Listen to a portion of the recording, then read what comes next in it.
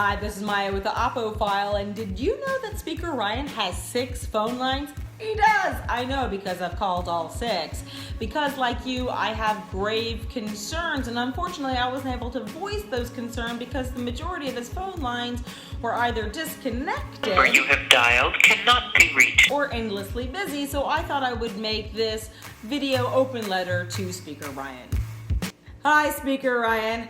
You sound pretty pumped about the idea of putting the Affordable Care Act on the chopping block, and we've all seen that very unfortunate photo of you and your colleagues laughing at the idea that 20 million people might lose their health insurance. But let's put that aside for a moment, because I'm also concerned that Social Security, Medicaid, and Medicare might be next. Now, I know, you like to call that entitlement reform, and you've managed to make entitlement sound dirty, like dirtier than anything that was in that Trump dossier. But we all know that entitlement reform is just a fancy way of saying defund and phase out. Now, I have to ask myself, Maya, why would Speaker Ryan do this? It's because of Obamacare. Medicare is going broke. That is not true. In fact, it's so not true that the Washington Post gave it 4 Pinocchios. Speaker Ryan, may I get real with you for a second? Like real, not dab real. You and I actually have something in common.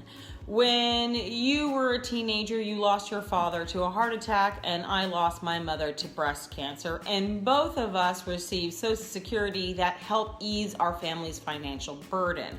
Now, while your family might not have been financially destitute, my mother's health insurance didn't cover the majority of her treatments, so not only were we left with heartbreak, but we were also left with an insurmountable amount of debt. Before the Affordable Care Act, the #1 reason Americans declared bankruptcy was hospital bills. So I've got to ask you, why do you literally want to gamble with our health insurance in the free market and just hope for the best? I mean, I don't want to sound cynical here, but I'm starting to suspect that privatizing these programs leads to a large tax cut for the very rich while taking away subsidies from the poor. Privatization takes the power out of the people's hand and into the coffers of just a few.